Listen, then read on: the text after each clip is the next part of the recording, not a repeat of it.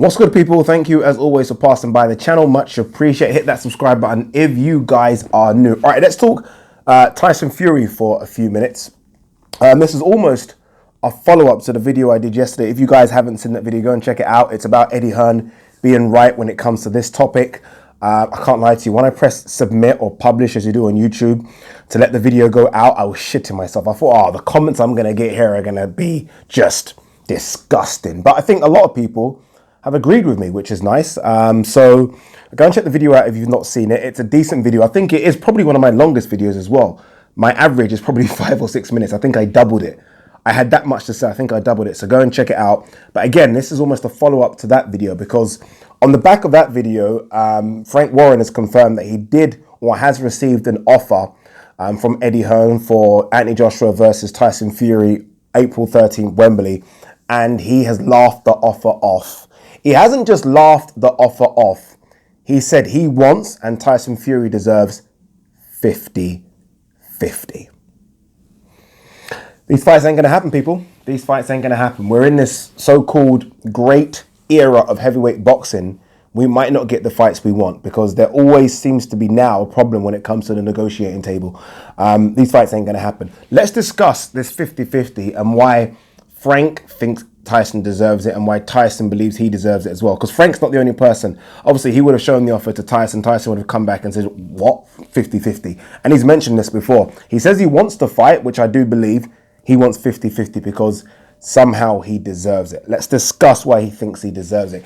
Number one reason why I think he deserves it, and he's mentioned this time and time again, even before the Deontay Wilder fight, was that he is the lineal champion. This title that almost says, you know what, you're the man in a division. He is the man that beat the man. The man was Vladimir Klitschko. He's the man that beat the man. He is now the lineal champion. This isn't a title you can lose like the way he's lost his belts. He's got that title. Until someone beats Tyson Fury, he is the lineal champion. I have to be honest with you, I hate that lineal champion tag. I can't fucking stand it. And you know when or why I started hating it? It's because of this. There was a time when Miguel Cotto beat Sergio Martinez. Sergio Martinez was considered the man in the division. There was a time when Miguel Cotto beat Sergio Martinez, and by default, Miguel Cotto became the man of that division. Wrong. Reason it was wrong is because GGG was the man of that division. Gennady Golovkin was the man of that division. So I stopped even caring about lineal whatever nonsense when Cotto was supposedly the best 160 pounder in that division, when we all knew, when 99.9% of the world agreed that that's bullshit. The best in that division is Gennady Golovkin, but by default, Cotto had that title. So lineal nonsense, I just can't stand, can't agree with. I'm sorry.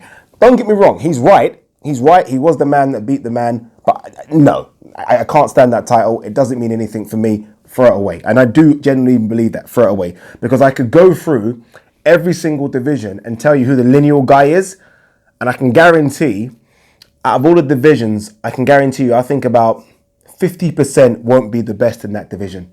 It's true, so I don't necessarily agree with that title. Another thing, and I think one of the main points he thinks he deserves 50-50, and I've even seen Billy Joe Saunders kind of tweet this a few times, is that if it wasn't for him, no one would have belts. That there is this thing about AJ's only got his belts because Tyson beat Klitschko, and by default, then Tyson obviously had all the belts. He deserved it. It was a fantastic performance against Klitschko. He got stripped, and the belts went everywhere, and then obviously AJ started picking these belts up. Tyson Fury got stripped because Tyson Fury fucked about. This isn't, and I hope people understand this, but this isn't a Muhammad Ali situation. This isn't a case of Muhammad Ali refusing to go to the Vietnam War and being stripped. This is Tyson Fury being stripped because he fucked up. Let's truly understand it. The drinks, the cocaine. I think people are forgetting the fact he tested positive for a stimulant, but that seems to be kind of just swept under the carpet right now, ballooned up. That's the reason he got stripped. Not the IBF belt, that one's separate, but that's the reason he got stripped of the other belts. So when I hear things like, you've only got those belts because I got stripped. No.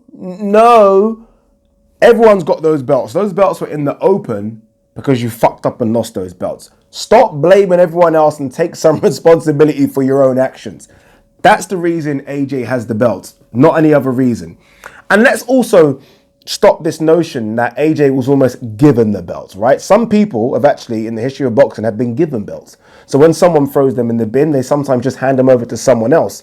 It's almost like the situation when, and don't get me wrong, he would have won the belt anyway, when Canelo refused at the time to fight Golovkin, so through the WBC belt away. I don't know if you guys remember this, and Golovkin was then inserted as the champion. That didn't happen with AJ. He did fight people for those belts. Whether or not those people were recognized is not his fault. He fought Charles Martin for that belt. Yeah? He fought Vladimir Klitschko for a belt. He fought Joseph Parker for a belt. These belts weren't just saying, here, let's just upgrade you for some reason. The final reason, and probably this is the most important, and this isn't necessarily a reason I like. I don't actually like this. As a boxing fan, I don't like it. But there is this notion, and I think Tyson Fury is kind of giving us this notion now, that you're deserving of an equal share based on your achievements in the ring. It should be like that. I'm actually with Tyson Fury on this one. It should be like that. But unfortunately, that's not how it works. Your share, unfortunately, is based on what you bring to the table in terms of that. What can you bring to the table? Can you bring this amount of TV revenue? Can you bring this amount of ticket sales? That's what it is. Can you bring in that amount of sponsorship? Can you bring in this? Can you bring in that? Can you bring in these corporate deals? Everything, right? It's not a case of, okay, your record is 37-0, you deserve 50-50. It doesn't work like that. And I hate that, but it does not work like that. If it did, and I'm going to give you an example why it don't work like that in a minute, but if it did, maybe then Tyson Fury would have an argument for 50-50. Maybe he would. You know, he's unbeaten. He did beat Klitschko. He did physically really beat Deontay Wilder, but it doesn't work like that. And when you break all those things I just mentioned down, ticket sales, pay-per-view numbers, corporate sponsors, other sponsors, all the other little bit, the A-side's massive.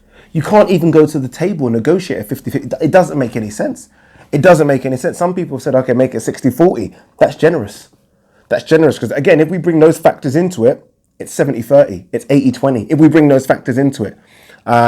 So the idea of wanting 50-50 is so far away from realism, it's not going to happen.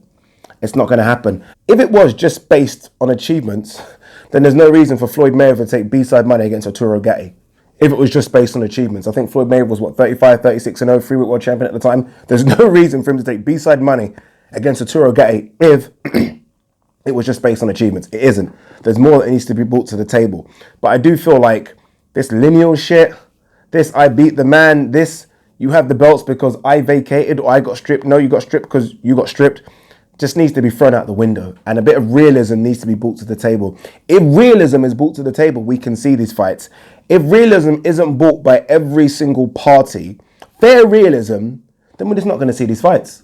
And the blame game is just going to keep on going round and round and round. And I'm going to continually make videos about this blame game more and more and more. And believe me, I'm getting tired of making these type of videos. I'd rather make a video that says, oh my God, we've agreed Tyson Fury versus Joshua and it's massive and it's going to be the biggest fight of all time. I'd rather be doing those type of videos. Not these type of videos where we keep hearing about purse splits and we keep hearing about fighters turn purse splits down and we keep hearing fighters ask for things that they just simply don't warrant.